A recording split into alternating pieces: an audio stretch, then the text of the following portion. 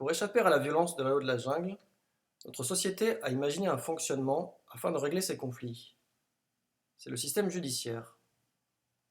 Si celui-ci peut faire parler de lui à travers les problèmes qu'il vit, que ce soit des scandales, des manques de moyens ou des injustices, toutes ces choses ne sont pas au cœur de ce système. En effet, celui-ci est basé sur des principes théoriques. La loi. Alors, comment ce système fonctionne-t-il? C'est ce que nous allons aborder dans cette vidéo, afin de mieux en comprendre les rouages et de pouvoir proposer une amélioration de celui-ci. Tout notre système légal a été construit sur une figure logique, le syllogisme. Cette figure logique a été structurée par Platon avec son exemple « Socrate est un homme, les hommes sont mortels, donc Socrate est mortel ». Le syllogisme est donc structuré en trois parties. Il part d'une prémisse qui expose des faits, ici Socrate est un homme. Il y combine un principe qui s'applique à ces faits, les hommes sont mortels, et il en tire une conclusion, donc Socrate est mortel. C'est cette logique qui est utilisée dans le système juridique français. Les textes de loi posent des principes de droit, par exemple le vol est puni par la loi, et si l'on qualifie les faits auxquels s'appliquent ces principes, comme ici Monsieur X a volé, on en tire une conclusion légale, Monsieur X est puni par la loi. Qu'il s'agisse du code civil, du code pénal, de la Constitution ou de déclarations de droits fondamentaux, le fonctionnement de notre système juridique est intégralement basé sur la logique du syllogisme. Et pourtant, cette figure logique apparemment implacable ne l'est pas forcément. En effet, si Monsieur X est français et que les Français parlent français, alors le syllogisme conclut que Monsieur X devrait parler français. Mais si Monsieur X est muet, alors, quand bien même la prémisse et le principe seraient vrais, la conclusion ne serait pas la bonne. Comment cela se fait-il? C'est que le syllogisme, tel que dans l'exemple Socrate est un homme, les hommes sont mortels, donc Socrate est mortel, est un cas particulier. Il est basé sur le principe de la mortalité. Or, tout est mortel, sans aucune exception. Ce qui fait qu'il n'y a aucune exception à ce que Socrate soit mortel. Un cas particulier a été utilisé pour illustrer le syllogisme comme principe logique. Le syllogisme ne peut fonctionner que pour les principes qui n'ont aucune exception, comme en mathématiques. Mais il ne fonctionne pas forcément pour tous les autres principes qui peuvent avoir des exceptions. Et dans la réalité, existe-t-il beaucoup de choses qui n'ont jamais d'exception? Le système juridique français a été structuré en prenant la logique d'un cas particulier comme base théorique générale. Dans une perspective historique, le syllogisme n'a été mis en place que très progressivement comme base théorique légale. Il a d'abord été structuré comme figure logique par les philosophes Socrate, Platon et Aristote dans la Grèce antique au 5e siècle avant notre ère. Puis il fut redécouvert et réutilisé dans les universités au Moyen Âge avec l'établissement progressif d'un corpus juridique à travers les siècles, que ce soit en réaction ou en soutien des décisions de justice prises par les seigneurs. Et c'est avec la Révolution française qu'il fut implicitement consacré avec l'apparition de principes fondamentaux et de droits universels, ainsi qu'avec l'établissement du Code civil en 1104 par Napoléon. Le syllogisme devint alors le mécanisme officiel de la loi. Alors vous allez me dire, qu'est-ce que ça change tout ça? Qu'il y ait une base théorique erronée au cœur de notre système juridique? Eh bien, pour mieux en saisir la portée, nous allons aborder les conséquences que cela a sur l'organisation judiciaire de notre système légal. Le fait de baser notre système légal sur le syllogisme fait que notre raisonnement juridique est similaire à un raisonnement mathématique. Des principes fondamentaux sont posés, desquels sont ensuite déduits d'autres principes qui doivent rester cohérents avec les premiers. On appelle cela la hiérarchie des normes. Pour simplifier, au sommet se trouve la Constitution, puis viennent les lois qui doivent respecter la Constitution, puis les règlements qui doivent respecter la loi, et enfin la jurisprudence, qui est l'application du droit sur le terrain par les juges, qui doit respecter les lois et les règlements, et donc la Constitution. Quelles conséquences cela a-t-il sur le terrain? Si l'on assiste à une séance de tribunal, jamais on ne verra un juge s'adresser au justiciable de façon mécanique, comme le prévoit la théorie juridique. En cas de vol, 3 ans de prison et 45 000 € d'amende. Les juges sentent bien que la réalité est plus complexe que ne prévoit la théorie juridique. Néanmoins, ils sont toujours obligés de justifier leurs décisions comme étant basées sur un syllogisme juridique. Ils font alors leur possible pour arranger leurs fonctions avec cette base à laquelle ils sont théoriquement soumis, pour parvenir au résultat le plus juste. S'ils tentaient de s'émanciper de cette base théorique et de juger selon leur ressenti personnel, que se passerait-il? Pour savoir ce qui se passerait si un juge refusait de suivre les principes légaux, nous devons aborder le sujet de l'organisation du système judiciaire. Le système judiciaire français, tout comme son système juridique, est organisé de manière hiérarchique. Il peut être divisé en 3 niveaux. Les tribunaux de première instance, auxquels le justiciable a directement accès en cas de problème, puis les cours d'appel, qui interviennent en deuxième ressort lorsqu'on estime que les tribunaux de première instance ont commis une erreur, et enfin la Cour de cassation, qui incarne le summum du système légal français et intervient en dernier recours en cas de litige. Les 3 niveaux ne jugent pas de la même façon. Les 2 premiers jugent l'affaire au fond. Ils mènent une investigation sur le terrain, cherchent les témoignages et les preuves pour vérifier ce qui s'est réellement passé avant de prononcer une décision qui s'applique aux parties à l'affaire. On dit qu'ils sont juges du fait. La Cour de cassation, en revanche, procède différemment. Elle ne cherche pas à savoir ce qui s'est réellement passé ou non, mais uniquement à savoir si les juges des premiers niveaux ont bien appliqué les textes de loi à la réalité qu'ils ont eux-mêmes vérifiée. On dit qu'elle est juge du droit. Pour illustrer cette différence, nous allons prendre des exemples en consultant les décisions d'une cour d'appel et les arrêts de la Cour de cassation. En allant sur Internet, on peut trouver des décisions de la Cour d'appel de Bordeaux, par exemple. On peut tomber sur cette affaire de 2005, qui implique donc une banque. On voit les noms des parties à l'affaire, on déroule des faits, on voit des sommes, on analyse ce qui s'est passé, on rappelle l'historique de l'affaire, on s'appuie également sur des textes, des articles des différents codes, et à la fin, une décision est prise. Par ces motifs, la Cour condamne à des dommages et intérêts, on voit des chiffres exacts. C'est ça une décision sur le fond. Les cours d'appel et les tribunaux de première instance sont des tribunaux du fait qui vont prendre des décisions. Si l'on consulte maintenant un arrêt de la Cour de cassation, le fonctionnement est différent. L'affaire est effectivement rappelée. On voit qu'une société de lavage a fait appel à une société de travaux qui était assurée par une compagnie d'assurance, et que c'est donc la compagnie d'assurance qui fait le pourvoi en cassation. Et que la plainte initiale était due au fait que les travaux étaient mal réalisés. Mais on voit ensuite que le différend ne porte plus entre les sociétés de lavage, de travaux ou d'assurance, mais sur le fait que la Cour d'appel aurait mal interprété des textes de loi. Ici, elle aurait mal interprété des articles du Code civil pour savoir ce qui était ou non un article d'équipement d'ouvrage, d'en déduire donc une responsabilité différente et de savoir si l'assurance devait payer ou non.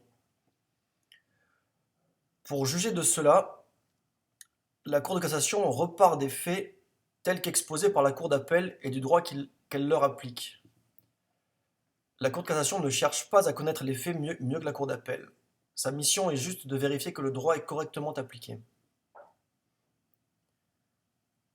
On voit ici que la Cour de cassation estime que la Cour d'appel a mal interprété les textes de loi et finit donc par casser sa décision. pour finalement renvoyer l'affaire devant la même cour d'appel, autrement composée, donc d'autres juges devront être désignés pour rejuger cette affaire dans la cour d'appel. C'est ainsi que si l'on consulte le compte-rendu des arrêts rendus par la Cour de cassation, comme par exemple ici la lettre de son assemblée plénière de mars 2024, on n'aura pas d'exemple de ce qui a été concrètement jugé, mais uniquement une interprétation des principes de la loi, comme ici avec le principe fondamental qu'on ne peut pas utiliser des preuves obtenues de façon déloyale devant un tribunal, mais qu'il y a un principe d'exception, qu'on peut quand même utiliser ces preuves si elles sont indispensables à l'exercice des droits du justiciable, et également un nouveau principe de contre-exception au cas où ces preuves porteraient atteinte disproportionnée aux droits fondamentaux de la partie adverse. C'est au sommet du système légal qu'on comprend l'impact de l'utilisation du syllogisme comme base. Si on l'utilise pour prendre des décisions, on se rend compte que les exceptions sont potentiellement infinies et que chaque décision prête alors le flanc à la critique. En revanche, cette figure logique permet toujours de trouver des exceptions aux décisions prises par d'autres et donc de les critiquer.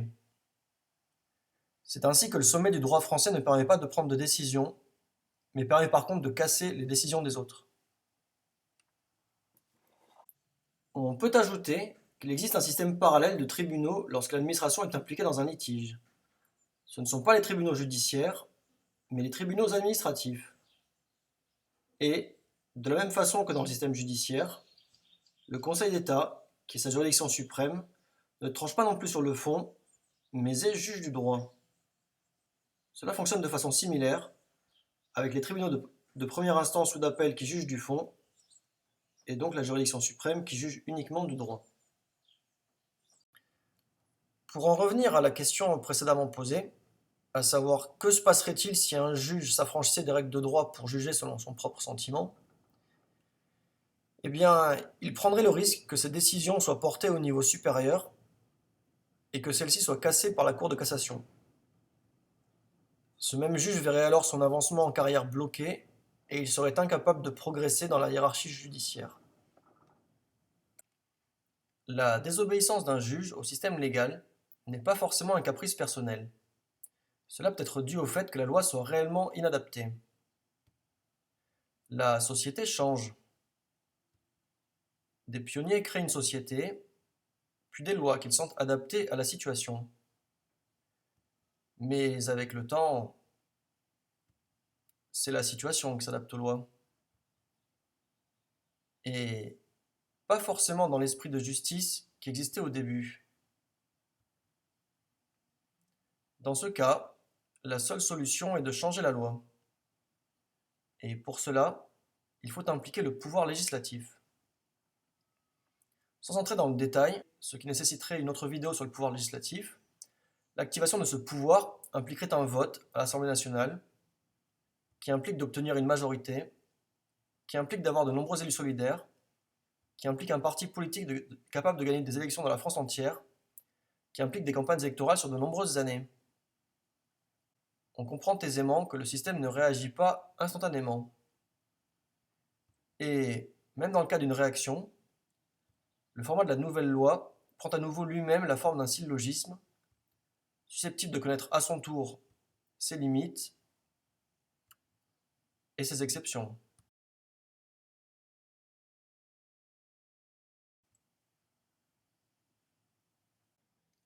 Les bases du droit français actuel ont été fixées sous Napoléon. Code civil, code de commerce, code pénal ont été instaurés pour que les principes de droit soient les mêmes sur tout le territoire. De même pour les tribunaux, qui existaient déjà en bonne partie sous la monarchie, mais réorganisés après la Révolution française. Mais les codes et leurs principes, supposés universels, ont été débordés par la réalité. En plus d'être eux-mêmes étoffés, ils ont été complétés par une multitude de codes, apparus au XIXe et XXe siècle. Et il en va de même pour les tribunaux, qui ont dû se diversifier pour faire face à un droit de plus en plus complexe. Le système légal, initialement pensé après la Révolution française, semblait simple. Des lois universelles appliquées par le bon sens des juges. En cas de problème, le système est conçu pour réagir. Néanmoins, la complexification du système légal est lancée et, avec celle-ci, les risques d'erreur augmentent. Cela a entraîné la création de métiers complémentaires. Des procureurs et avocats sur la brèche, à la recherche de la moindre subtilité juridique. Des greffiers pour assister les juges dans tous les écrits auxquels ils sont obligés. Des experts dûment payés pour les éclairer dans des domaines techniques. Et pendant ce temps, la machine judiciaire s'alourdit.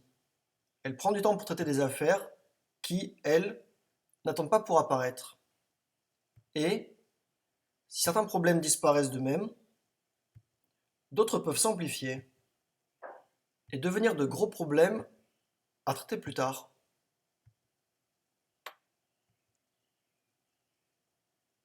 Désormais, la technicité des systèmes judiciaires réduit leur nombre.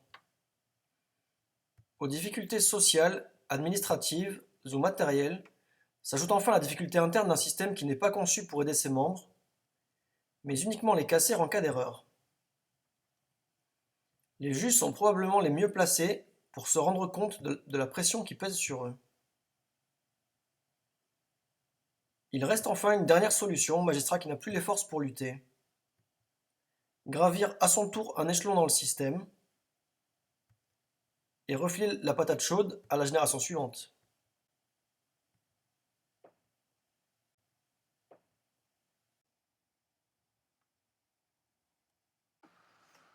Quand on pense à Napoléon, on pense souvent à ça ou à ça, mais Napoléon, ça finit aussi comme ça. Le fait que le droit provienne d'une source écrite à travers les siècles a une implication. L'idée de la justice n'est plus accessible à tout un chacun comme le suggérerait son instinct, mais elle doit se chercher ailleurs, dans une source réservée à ceux qui ont pris la peine d'aller la lire. C'est ainsi que pour former les juges, l'université est obligée de leur enseigner des fondements théoriques, l'obligeant également à se couper du monde. Initialement pensée comme un lieu de réflexion sur l'univers, l'université devient un lieu de formation au système juridique. La machine est lancée. Une fois qu'on réalise le décalage entre la théorie et la réalité, il est fréquent qu'on sorte de ce système. Néanmoins, cela n'empêche pas son mécanisme d'opérer. Ceux qui restent dedans sont ceux qui finiront par accéder au poste de pouvoir. Et, même s'ils ne sont qu'une minorité, cette minorité est organisée et connectée au sommet du pouvoir d'État, capable de la subventionner. Le pouvoir du système judiciaire se concrétise par sa capacité à punir. La violence physique peut être utilisée, mais face à des individus plus isolés que jamais et tenus en situation de dépendance multiple, approvisionnement en eau, en énergie, en finances, réputation sociale aussi, il suffit le plus souvent de couper leurs ressources. Un individu qui voudrait se battre contre ce système se battrait contre des siècles de pression sociale. Son combat serait perdu d'avance. Mais si le système judiciaire peut exercer la violence, ce n'est en réalité pas de là qu'il tient son pouvoir. S'il apparaît aujourd'hui comme une machine inhumaine, nous avons vu que cela ne résultait pas tellement d'un complot machiavélique, mais plutôt d'un bug conceptuel qui s'est aggravé au cours des siècles. Le pouvoir du système judiciaire vient du fait qu'il a été initialement créé au nom d'un idéal de justice, et que de nombreuses personnes y sont entrées en étant convaincues d'agir pour le bien. Même si nombreux sont ceux qui y ont perdu leurs illusions, il a suffi d'une minorité active et organisée pour perpétuer le système. En entrant dans son mécanisme, elles ont nourri celui-ci. L'expression « l'enfer est pavé de bonnes intentions » prend ici tout son sens. Je le porterai jusqu'au bout. Mais maintenant, votre responsabilité, c'est d'aller partout en France pour le porter et pour gagner. Ce que je veux, c'est que vous, partout, vous alliez le faire gagner parce que c'est notre projet. Vive la République, vive la France. Pour résumer la situation, Notre société est soumise à une loi dont la conception est faussée par une erreur philosophique vieille de 2500 ans. Notre système judiciaire est structuré pour casser, mais pas pour prendre de décision.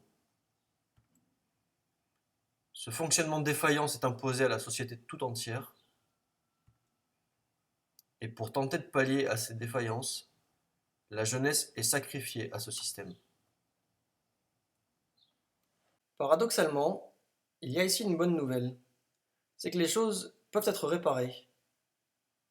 En effet, si les choses s'aggravaient pendant que le système est parfait, cela signifierait qu'il n'y aurait rien à faire d'autre que de subir. Alors que si les choses s'aggravent parce que le système est erroné, cela signifie qu'il y a peut-être une possibilité de renverser la situation. Pour cela, pas besoin de se battre contre le système actuel, ni d'essayer de le changer. Il faut une alternative de justice capable de détourner le flux humain qui alimente le modèle actuel.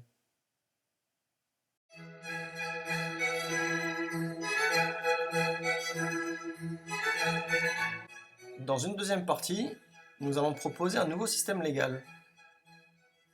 Et puisque c'est parfois le mieux, nous allons procéder à l'aide de schémas. Nous allons partir des personnes qui habitent sur un territoire.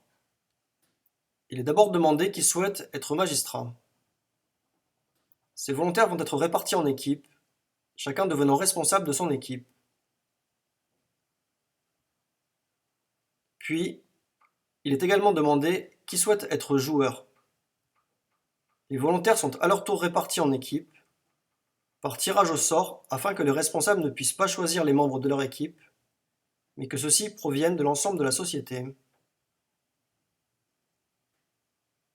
Une fois ces équipes formées, des jeux ont lieu entre elles, tout comme en sport. Néanmoins, ces jeux doivent être de nature à être le plus ouverts au grand public. Il ne s'agit pas de faire un match de rugby par exemple. Des jeux de société pourraient être par exemple assez adaptés. Les jeux doivent également permettre aux participants de sentir les capacités du responsable de leur équipe, pour savoir s'ils souhaitent l'aider à gagner ou non. Une fois que ces jeux ont eu lieu, le responsable de l'équipe gagnante devient magistrat pour une durée limitée, jusqu'à la session suivante. Le fait pour un joueur d'avoir été membre de telle ou telle équipe, gagnante ou perdante, n'a alors plus aucune importance. Seul le responsable de l'équipe gagnante aura désormais la tâche d'incarner la loi face à la société tout entière. Quelle est donc la philosophie derrière ce système? Imaginons un code couleur pour les individus selon leur capacité à se comporter d'une façon plus ou moins positive pour la société.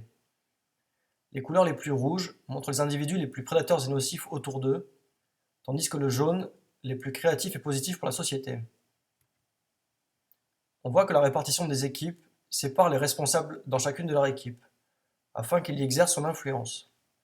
On voit par exemple ici le responsable le plus créatif dans cette équipe et le responsable le plus prédateur dans celle-ci. La répartition des joueurs au hasard entre les équipes fait en revanche que celles-ci ont en moyenne des joueurs comparables. Le cadre des jeux fait ressortir plusieurs interactions. L'interaction entre coéquipiers au sein d'une équipe, le rapport à la hiérarchie avec le responsable de l'équipe, et celui à l'adversité avec la concurrence des autres équipes. Tout cela fait mieux ressortir les caractères des individus face au monde.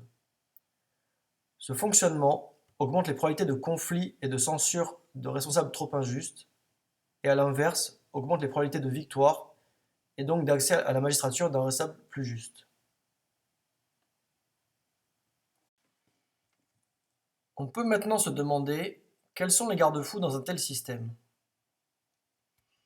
La compétence d'un juge, surtout s'il est nouveau, est une question légitime, qui existe déjà dans le système actuel, qui présélectionne les magistrats par leur capacité aux études théoriques. Dans le système proposé, le premier garde-fou est que les candidats sont déjà présélectionnés par leur capacité à gérer des joueurs dans une équipe. Ces joueurs tirés au sort dans le grand public sentent instinctivement des capacités du candidat et jouer pour l'aider à gagner s'ils le sentent bien, ou au contraire saboter ses chances s'ils ne le sentent pas. De plus, le mandat de magistrat est limité dans le temps, et, lorsqu'il arrive à terme, De nouvelles sessions de jeux en équipe ont lieu, qui permettent à nouveau au grand public de porter une appréciation sur l'exercice de leur mandat par les juges sortants et d'essayer de les reconduire pendant les nouvelles séances de jeu, ou au contraire d'essayer qu'ils ne soient pas renouvelés. Par ailleurs, un système d'appel peut être instauré afin de limiter les erreurs judiciaires. Pour le constituer, le même mécanisme de jeu en équipe est utilisé, mais cette fois-ci en ne faisant participer que les magistrats déjà désignés à cette session de jeu. Ainsi, le regard des participants sur les candidats est encore plus acéré. On peut même envisager que les candidats ne puissent l'être que s'ils ont déjà exercé au moins un mandat de magistrat par le passé, et donc ils ont déjà été reconduits aussi par le grand public après ce premier mandat, et donc ils ont déjà aussi pu prendre du recul sur les décisions qu'ils ont pu prendre comme magistrats. Cette session de jeu supplémentaire désigne ainsi des magistrats d'appel, capables de rejuger les affaires au cas où un premier jugement aurait été estimé trop injuste. Enfin, on peut reproduire une dernière fois le même mécanisme pour désigner un magistrat suprême, dont le rôle pourrait être de trancher en dernier recours des cas exceptionnels, mais surtout d'assurer le bon fonctionnement du système, que le roulement des charges de magistrats soit régulièrement organisé, que les affaires soient bien réparties entre les juges et sur le territoire, que les magistrats aient bien les moyens adaptés pour juger de leurs affaires, etc.